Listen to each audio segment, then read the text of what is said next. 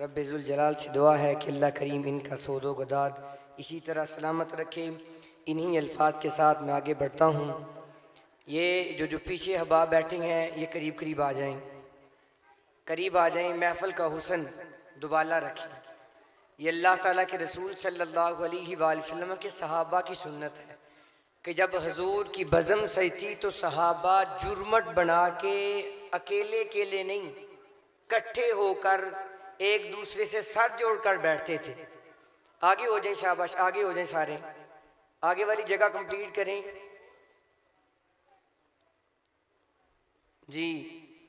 نہ روح حق سے نقاب اڑتا، نہ روح حق سے نقاب اڑتا، نہ ظلمتوں کا حجاب اڑتا، فروغ بخشے نگاہ عرفاں اگر چراغ حرم نہ ہوتا۔ توجہ کیجئے گا ذرا، نہ روح حق سے نقاب اڑتا، نہ روح حق سے، بول دیں ذرا، نہ روح حق سے نقاب اڑتا۔ ہم میں سے کوئی نہیں جانتا تھا کوئی رب بھی ہے، کہ جانتا تھا کوئی؟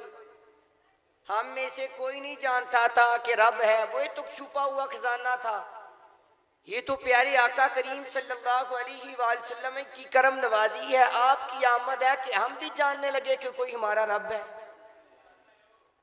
تو کیا ہے مصرع؟ نہ روح حق سے نقاب اڑتا، نہ ظلمتوں کا حجاب اڑتا، فروغ بخشے نگاہ عرفاں اگر چراغ حرم نہ ہوتا۔ زمین نہ ہوتی، زمین نہ ہوتی، فلک نہ ہوتا، عرب نہ ہوتا، عجم نہ ہوتا، یہ محفل کون و مکان نہ ہوتی اگر وہ شاہ امم نہ ہوتا۔ تو یہ ساری بزم، یہ ساری جو محفل سجی ہے، کائنات کی جو رونق لگی ہے، یہ ساری محمد کریم کے قدم قدم سے صلی اللہ علیہ وآلہ وسلم۔ انہی الفاظ کے ساتھ میں ملتمس ہوں ہمارے علاقے کی، ہمارے گاؤں کی شان جناب حضرت علامہ مولانا قاری وسیم نقشبندی صاحب سے، وہ اسٹیج پر تشریف لاتے ہیں اور ہمارے دلوں کو منور کرتے ہیں۔ محبت یہ تھے اس گاؤں کی شان حضرت علامہ مولانا قاری وسیم نقشبندی صاحب، جو کہ ذکر مصطفیٰ سے ہمارے دلوں کو منور فرما رہے تھے۔ ہوں لاکھوں سلام اس آقا پر، ہوں لاکھوں سلام اس آقا پر، بت لاکھوں جس نے توڑ دیے۔ ہوں لاکھوں سلام اس آقا پر، بت لاکھوں جس نے توڑ دیے۔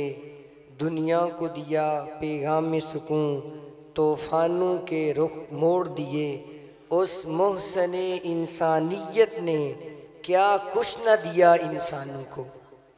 اب آپ ہر ایک اپنے دل کی طرف نگاہ کرے، اپنی جولیوں کی طرف دیکھے اور پھر سوچے کہ اس محسن انسانیت نے کیا کچھ نہ دیا انسانوں کو۔ توجہ کیجئے گا ذرا، اب ناز کرنے کا وقت ہے، فخر کرنے کا وقت ہے کہ ہم کتنی بڑی خوش نصیبی اور کتنی بڑی خوشی کے اہل ہیں، اور کتنا ہمیں فخر کرنا چاہیے، کتنا ناز کرنا چاہیے کہ اس محسن انسانیت نے کیا کچھ نہ دیا انسانوں کو۔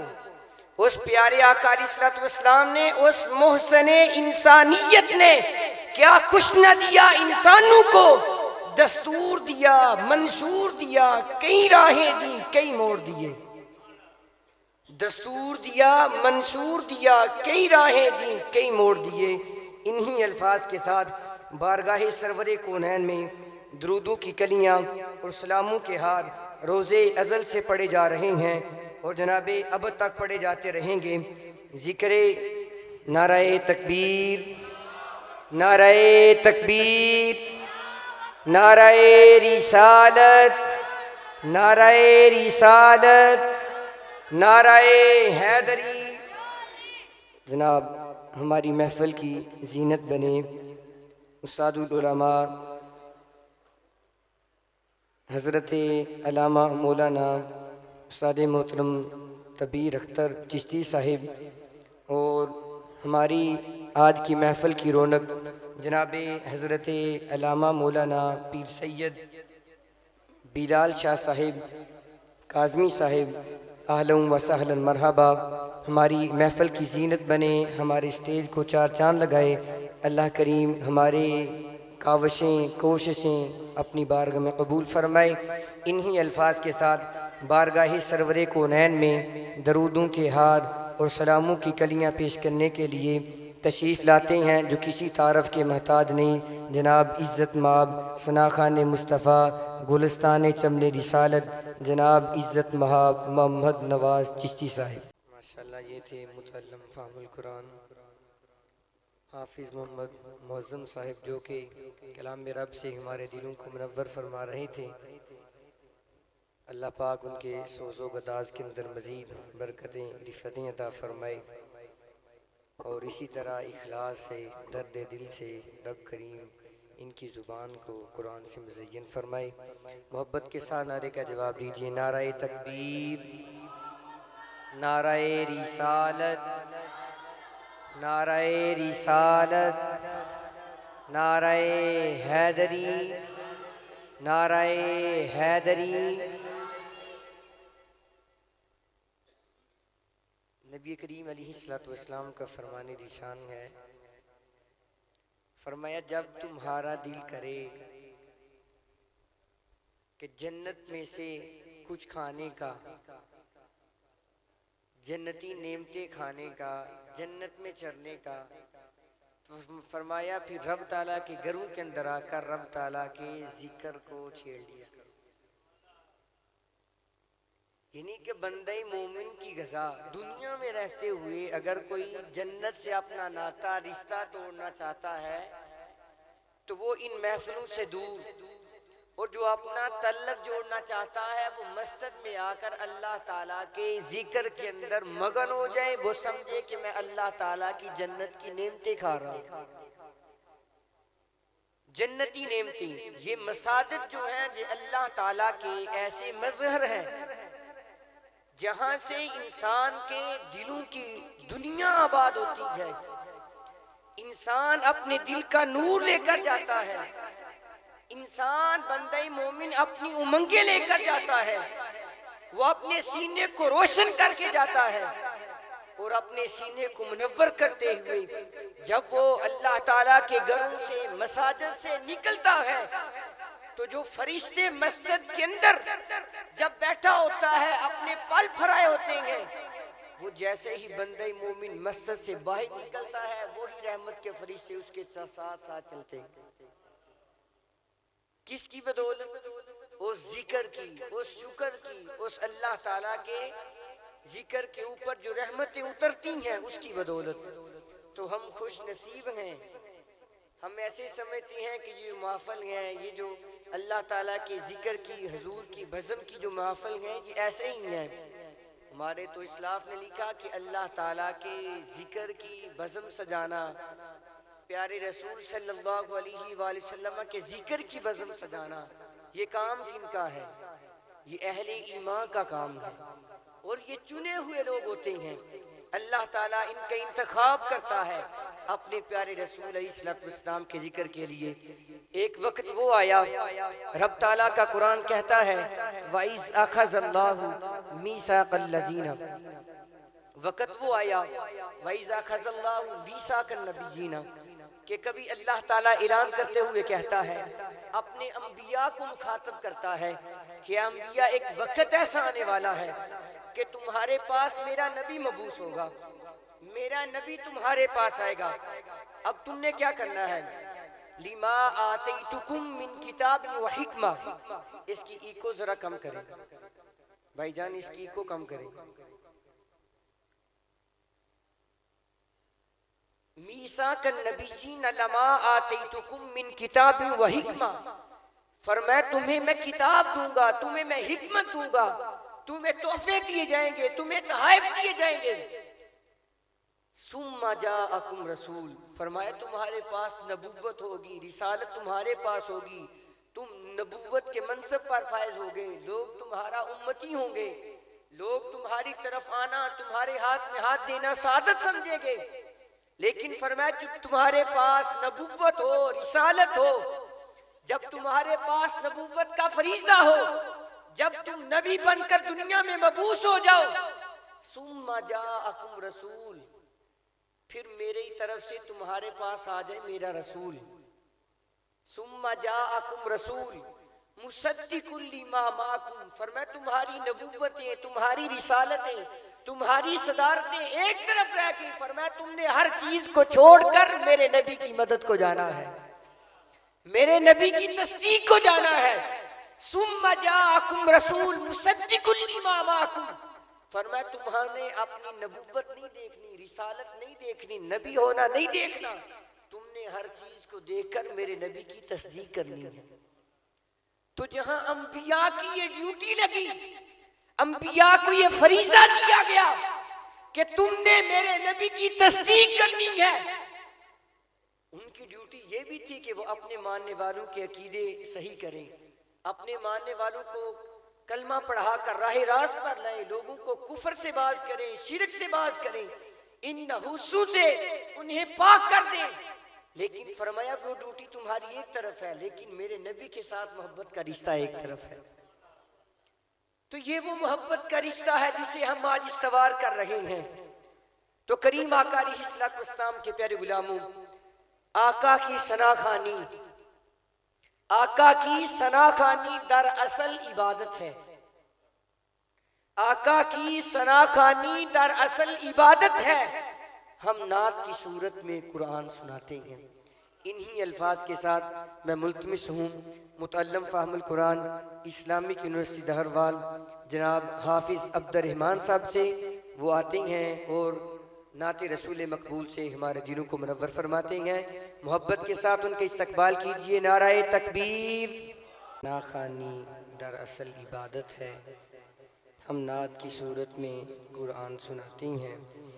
یہ اسی کے ضمن کے اندر حضور صلی اللہ علیہ وآلہ وسلم کا جو ذکر ہے نعت کی صورت کے اندر، اشعار کی صورت کے اندر، یہ دلوں کو قرار پہنچاتا ہے، دلوں کی تسکین کا سبب ہے۔ اور حضور صلی اللہ علیہ وآلہ وسلم کی محبت، آقا کی محبت، آقا کی محبت، توجہ کیجئے ذرا، آقا کی محبت، آقا کی، بول دے ذرا، عقیدہ بتانے لگا ہوں آپ کو، آقا کی محبت دین حق کی شرط اول ہے۔ نہیں سمجھے؟ آقا کی محبت دین حق کی شرط اول ہے۔ اگر اپنا کوئی دین مکمل کرنا چاہتا ہے تو اس کے لیے سب سے بنیادی چیز کیا ہے؟ حضور کا پیار، حضور کی محبت، آقا کی محبت دین حق کی شرط اول ہے۔ اگر اسی میں ہو خامی تو سب کچھ نامکمل ہے۔ اس لیے میں اسلامی عقیدت پیش کرتا ہوں اہل محلہ کو، اہل گاؤں کو اور انتظامیہ کو، جنہوں نے اس بزم کو سجایا اور یہ محفل کے ذوق کو دوبالا کرنے کے لیے یہاں پر تشریف فرما ہے۔ ایک وقت وہ آنا ہے، ہم نے بھی نہیں ہونا، آپ نے بھی نہیں ہونا، ہماری آنے والی نسلیں، آنے والی اولادیں ہوں گی، لیکن وہ کہاں کریں گی کہ آج ہم اس محفل کے اندر ذکر کر رہے ہیں، سن رہے ہیں، آج ہم مسجد سے اپنے دلوں کا قرار چاہتے ہیں، دلوں کی مٹھاس چاہتے ہیں، ہم اپنے ایمان کو بہار عطا کرنا چاہتے ہیں، تو اس کے پیچھے ہم نہیں ہیں، اس کے پیچھے ہمارے بڑے ہیں۔ آنے والی نسلیں ناز کریں گی، وہ کہاں کریں گی کہ اس مسجد کے اندر ہمارے بڑے محفل سجاتے تھے، آج ہم یا رسول اللہ کے نعرے لگاتے ہیں، آج ہمارے دل حضور کے ذکر سے ہمیشہ کے لیے تر و تازہ ہے۔ تو اس کے پیچھے وجہ یہ ہے کہ ہمارے جو بڑے تھے وہ عشق رسول والے تھے، ہمارے بڑے محبت والے تھے، ہمارے بڑے ناز کرنے والے تھے، ہمارے بڑے لوگوں کو بتانے والے تھے ہم کس محبوب کا کلمہ پڑھنے والے ہیں۔ محبت کے ساتھ اس مصرے پر چومیے گا کہ آقا کی محبت دین حق کی شرط اول ہے، اگر ہو اسی میں خامی تو سب کچھ نامکمل ہے۔ انہی الفاظ کے ساتھ میں ملتمس ہوں ثنا خان مصطفیٰ حضرت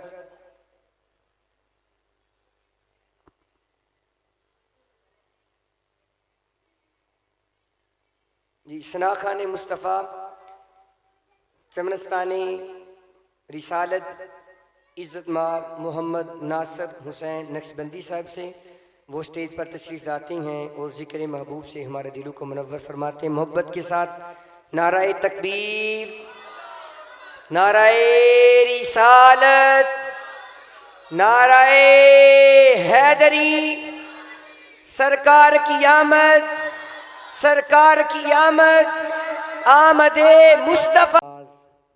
سوز و گداز اللہ کریم حضور کے ثنا خانوں کا سلامت رکھے۔